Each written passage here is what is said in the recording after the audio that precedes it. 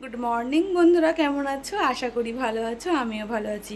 নতুন একটা ভিডিওয় তোমাদের ওয়েলকাম। তো চলো, আজ সারাদিন কি কাজ করা যায় তোমাদের সঙ্গে শেয়ার করব। তো আমি অনেকক্ষণ উঠেছি, গোপাল তোলা হয়ে গেছে, চা করা হয়ে গেছে। তো অশ্মি এখন চা খাচ্ছে, পড়তে যাবে। তো চলো, অশ্মি যখন পড়তে যাচ্ছে দেখা হচ্ছে। তো বললামই যে অশ্মি রেডি হয়ে গেছে পড়তে যাওয়ার জন্য। তো একদম পড়তে বেরিয়ে গেছে। আজকে একটু দেরি হয়ে গেল, তাই আমাকে বকছিল অশ্মি, হ্যাঁ এত দেরি হয়ে গেল দেরি হয়ে গেল করছিল।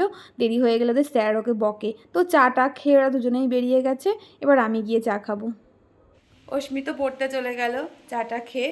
ওদের সবার চা খাওয়া হয়ে গেছে, আমি শুধু খাইনি। তো চা খেয়ে নিই, তারপর আবার দেখা হচ্ছে। চা খেয়ে ফুল তুলতে যাবো। তারপর তো একদম চা খেয়ে বিছানা গুছিয়ে ফুল তুলে ঝাড় দিয়ে ঘরের সমস্ত কাজ সেরে আমি অশ্মিকে আনতে চলে গেছিলাম। অশ্মিকে আজকে আমি আনতে গেছিলাম। আসার সময় কিছু বাজার থেকে কিছু জিনিস নিয়ে এসেছিলাম। তো এসেই শশা কাটতে বসে গেছি, মুড়ি খাবো। আমি আর অশ্মি মুড়ি খাবো, অশ্মির বাবা ভাত খাবে। তো আজ আমরা কেউ জল ঢালা ভাত আর খাচ্ছি না, আজ আমরা মুড়ি খাবো। যে জল ঢালা ভাতটা আছে সেটা অশ্মির বাবা খাবে। এদিকে অশ্মিরও খুব খিদে পেয়ে গেছে, আমি অশ্মিকে আগেই খেতে দিয়ে দিয়েছি, তারপরে আমি নিয়েছি, ওর বাবাকেও দিয়ে দিয়েছি। তারপর এদিকে আমি দুপুরের সবজি কাটতে বসে গেছিলাম। আজ অশ্মির বাবার নিমন্ত্রণ না আছে, অশ্মির বাবা খাবে না, তাই আমাদের দুজনের মতন রান্না হবে। আজ আলু পোস্ত করব, ডাল করব আর ভেন্ডি ভাজা করব। এই যে আমি ডাল সিদ্ধ করতেও বসিয়ে দিয়েছি।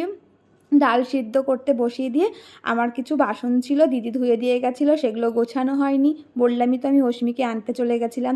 এই বাসনগুলো গুছিয়ে নেব, গুছিয়ে নিয়ে আমি বোতলের জলগুলো ভরে ফ্রিজে রাখবো। জল খেতে গিয়ে দেখছি একটুও জল নেই ফ্রিজে। তো আমি একদম ফ্রিজে বোতলগুলো ঢুকিয়ে রেখে আমি চলে গেছিলাম বাসন ধুতে। সকালের জলখাবারের বাসন ধুতে চলে গেছিলাম। তো এদিকে জলও চলে এসেছিলো। আমি ভাবছিলাম যে আগে স্নান করব না আগে রান্না করব।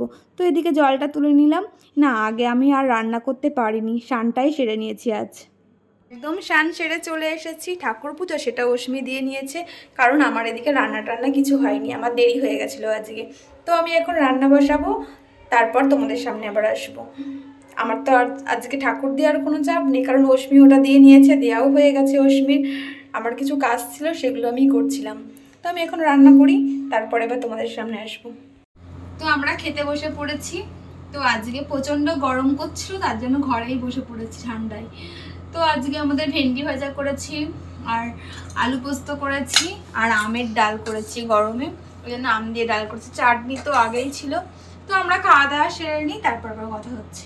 একদম খাওয়া দাওয়া কমপ্লিট হয়ে গেছে আমার অশ্মির, কারণ অশ্মির বাবার আজকে এক জায়গায় নিমন্ত্রণ না আছে, তার জন্য আজকে বাড়িতে খাবে না, ওখানে গেছে খেতে। তো আমাদের খাওয়া দাওয়া হয়ে গেছে, আমরা একটু রেস্ট নিই, আবার ইভিনিংয়ে দেখা হবে। তো চলো, এখনকার মতন টাটা।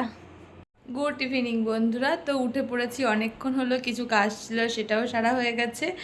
এখন মা এসেছে, দেখা যাক কী করি, অবশ্যই সেটা শেয়ার করব। বললামই তো মা এসেছে, মা তরমুজ নিয়ে এসেছে, আর আমি তরমুজ খেতে খুব ভালোবাসি। তার জন্য এসেই আমি কেটে নিয়েছিলাম, মাকেও দিয়েছি, আমিও নিয়েছি, অশ্মিকেও দিয়েছি, অশ্মির বাবাকেও দিয়েছি। এদিকে চা, তারপরে কিছুক্ষণ পর চা নিয়ে বসে পড়েছি। তো চা নিয়ে বসেছিলাম, এটাই বলছিলাম যে মায়ের আদর খাই, মায়ের ভালোবাসা নিই। তো ভিডিওটা আর বেশি বড় করলাম না, এখানেই শেষ করলাম। তোমরা সব সুস্থ থেকো, ভালো থেকো, পরবর্তী ভিডিওয় দেখা হচ্ছে আবার।